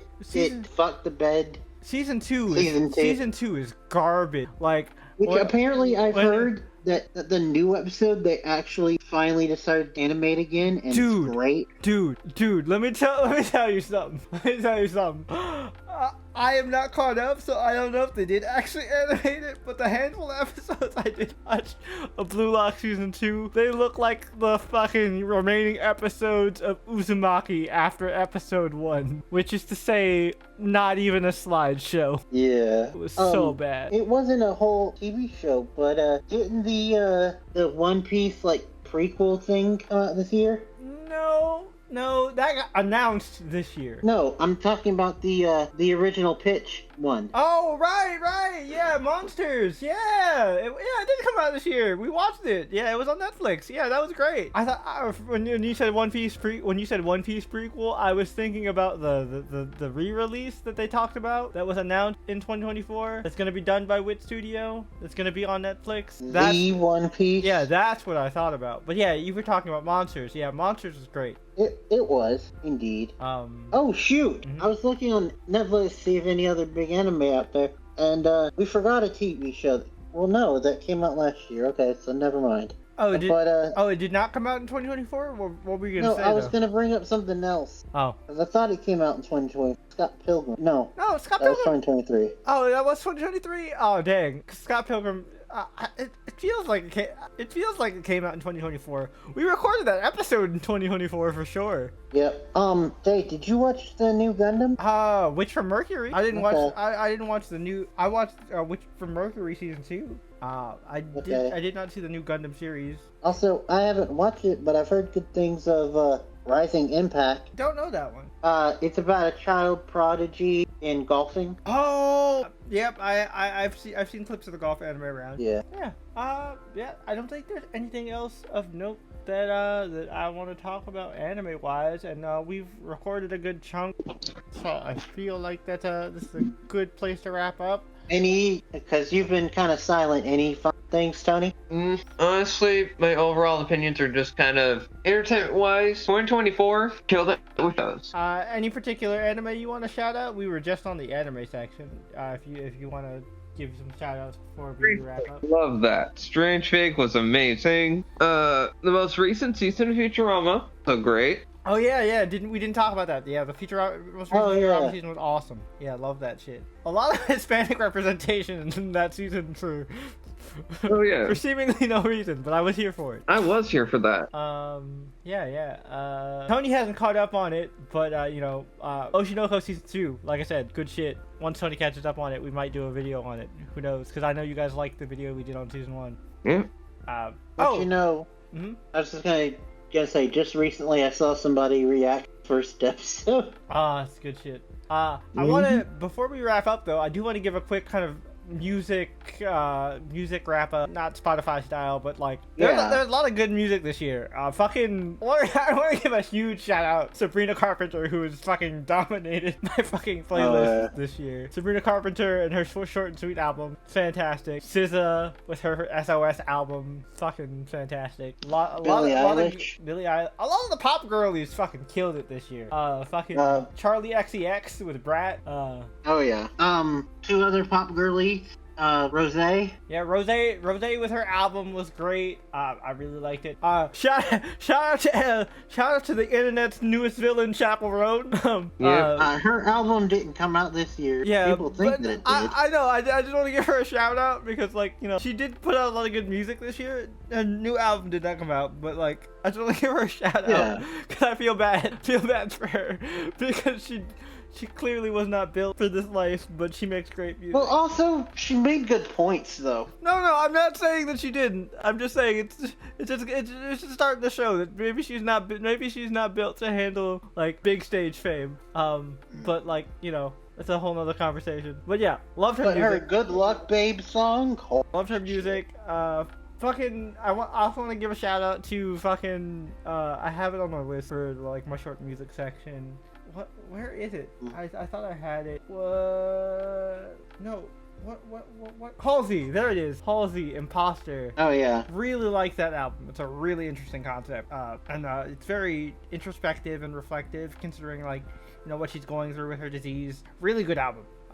Like, highly recommend it if you're into pop. It was a really good year for pop, man. Oh yeah, it was. Taylor Swift had a new album this year, Tortured Poets Department. Also, like, look, Ariana, if you continue to deliver on the acting front, you don't need to make music ever again. Just keep making. You've given me enough classics to last me a lifetime as a fan. Go if you're gonna deliver on acting like you done in Wicked, go back to acting, sweetie. You're great. Yeah. I'm here for it. Also, shout out to Linkin Park coming back this year. I need to hear stuff with the new frontwoman. Oh, it's really good. I have when we were going to do a top 5, I actually had the album at number 5. It doesn't have a like cohesive like theme, but it still has various really good bangers. And dude, you have heard her before though. They were Heavy as the Crown on Arcane. Nice. Yeah. But also Dean Lewis. I think I've mentioned him before on the podcast. I really like him. He's I believe British. He does more of the like guy with the guitar type songs. On the hip hop side, shout out to Doechii. Doechii put out a really good album. Alligator Bites Don't Hurt. Rhapsody put out a really good album that I really like. Just looking at my list of music stuff. Also, don't know if we could classify this as an album or where on the list to put it, but shout out to Epic the Musical. Yeah, like I have been watching those videos, those animatics. I'm really looking forward to it. Obviously, it's one of my favorite stories. So it's there's albums that you can download of the different acts. Oh, nice. Oh, speaking of musicals, you know, me and Tony should probably give a shout out to the one musical we saw this year together when Tony went on his trip over here. Shout out to Six the Musical. Love that show. Good shit. Good music. So definitely want to, you know, show that one some love as well. Yeah, I feel like that's pretty much everything. We covered it all. For the most part. And only an hour and a half. I don't feel like we skipped anything major. We didn't talk about video games too much, but, you know, we don't really need to cover all media. We wanted to focus mainly on TV and film. And we started adding music because Jay and I in particular were talking. And, you know, we're on Spotify. You know, it is a music platform, so still makes sense. And is there anything that you want to shout out for anticipated for the beyond the obvious? Beyond the obvious, I mean, nothing that we haven't already talked about. You know, all the Gunverse stuff. Have you heard about Christopher Nolan's new film? Oh, what's Christopher Nolan's new film? Get this, dude. The Odyssey. Is it? Mm-hmm. He's doing his own version of The Odyssey? Yep. Interesting. I want to see what Nolan does with it. Wait. Oh, that doesn't have anything to do with that one thing that we reacted to. That's just that one part of the Odyssey as a movie, right? No. This is completely different. It starts with the Trojan War. It's gonna cover Polyphemus, the Sirens, Circe. Nice, good shit. Dude, the cast. Mm-hmm. Who's playing Odysseus? Anne Hathaway, Robert Pattinson, Matt Damon, Charlize Theron, Lupita Nyong'o, Zendaya, and Tom Holland. Oh, who's playing Odysseus? We don't know. Oh shit, I'm excited. That's interesting. Oh, you mentioning Circe made me think about it. Real quick, I want to do a tiny comic section because comics came back for me in a big way this year. I mean, I've been keeping up and reading, but like I've really started like my passion for it like really reignited. Not just because I started going back to the shop, but like some really good books I've been wanting to yap about. Like all the Absolute stuff has been fucking killing it. Absolute Superman finally sold me with issue number 3. But Absolute Batman, great shit. Absolute Wonder Woman, even though I'm a huge Batman fucking diehard fan, Absolute Wonder Woman might be my favorite so far. Might be. It's hard because Batman's really fucking good, but those two are neck and neck. Not to say that Superman is slouching, but because like I said, that third issue really got me hooked in. But that's really good. Marvel is bouncing back for me a little bit. I'm getting into a lot of the X-Men solo series, like Psylocke solo series. Magic solo series is starting up this week, which I'm super excited for. Can't wait to read the first issue of Magic. Nice. I'm excited for that. I'm really intrigued with all this One World Under Doom shit that's happening. So looking forward to that, especially because of all the shit that's happening with Marvel Rivals. I'm actually starting to get back into more Marvel stuff. There's a series coming out soon that I might check out called Power Man Timeless that has Luke Cage. It's I don't know if it's a what if, but it showed Luke Cage with the power of the Hulk and Iron Fist. So I'm curious to see what that's about. It looks really cool. But there's a lot of comics I'm looking forward to this upcoming year. TV shows. I'm really looking forward to Sandman season 2. One Piece. Yep. Is One Piece in 2025 or is that gonna be 2026? I don't know, but yeah. Oh, back to comics though. Looking forward to see how they handle Absolute Flash and Absolute Martian Manhunter. Oh yeah. I want to see Absolute Flash, Absolute Martian Manhunter, and Absolute Green Lantern. The Absolute Universe has been on fire. The Ultimate Universe has also been on fire, not to be outdone. Like I said earlier in the episode, I really like Peach Momoko's Ultimate X-Men. Ultimate Spider-Man is the Spider-Man that I've been craving for years. But Ultimates is great, if not a little dent. Also talking about this year, for TV shows, Last of Us Part 2. Yep, looking forward to Last of Us Part 2. A Night of Seven Kingdoms. Yeah, the Dunkin' Egg stuff. Trying to think. Of course, like all the Marvel stuff. Yeah, all the Marvel stuff. Daredevil Born Again, I think is next year, right? Or this year? Yep. Fantastic Four, yeah. The Fantastic Four movie. Yep. Thunderbolts. Yeah. By the way, I'm excited for Captain America: New World Order. Yeah. I know there are a lot of people who didn't like the Sam Wilson or Falcon Winter Soldier series. I liked it, so I'm looking forward to it. I do too. I'm interested in how they handle Marvel Zombies, and yeah, same. More excited for Eyes of Wakanda, honestly. Yeah, that one is just an interesting project in general. I want to see the Ironheart series only for the stuff with the hood, to be honest. Well, also with the fact that they've now gone back to being practical. Yeah, true.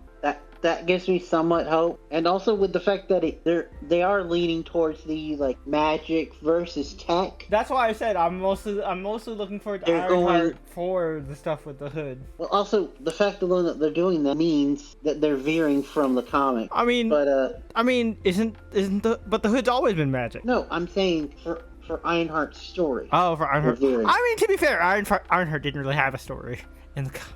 Yeah. So not much to fear from. But also, for the people that might be worried that we're getting too much Marvel stuff, they admitted that this is a lot of stuff that they've been pushing back. Yeah. And that's why it's all coming out this year. Mm-hmm. But I know Spider-Verse. I know Spider-Verse got delayed, so we can't really say for this year.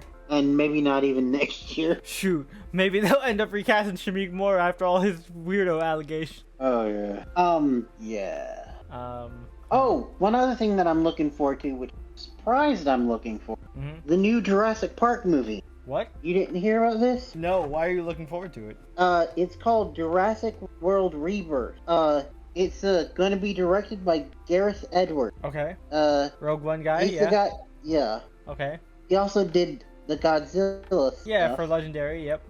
But it's going to be written by the same dude who wrote the first two. Okay. This is 5 years post the last movie and will have nothing to do with Chris Pratt, Bryce Dallas, and any of that story. They're going back to the old days. When the guy decided to come on and write it, he specifically said that he wants to make it more scientifically accurate, keep the laughs, and make it more grounded like the originals. Interesting. And we're going back to having a whole family be leads, and the three big adults in the story are Mahershala Ali. I guess you need something to do now that Blade is on indefinite hiatus. Scarlett Johansson. Nice. And our lead, Jonathan Bailey. Oh, cool. I love you, Mahershala Ali. Just so you know. I was just talking shit because I'm upset that Blade got put on indefinite hiatus. Oh, yeah. And you know who Jonathan Bailey is, Of right? course I know. Brian, did you not hear me say I watched Wicked 4 or 5 times? Yep. Do I know who Jonathan Bailey is? So, yeah, I'm surprised I am, but I am actually surprised. I mean, after saying all that, you definitely got me interested in it. Yeah. But okay, I feel like that's a good spot to end it at. We hope you guys had a happy new year yourselves, and we hope you are looking forward to experiencing 2025 with the Channel Twisters podcast. We will have a lot in store for you guys moving forward. But Brian, before we head off, why don't you go ahead and tell the lovely folks at home what we will be covering next week? Well, we are getting weird. We kind of teased it earlier. We are discussing the first project of James Gunn's DC Universe, Creature Commandos. Really excited to talk about this one. I've loved the season. I've loved the series so far. I'm like 2 episodes behind, but I cannot wait to talk about it. We're gonna have a bit of a DC double feature. We're gonna cover a lot of DC stuff in the beginning of this year. It did not this was not on purpose. It just kind of happened that way. Mm-hmm.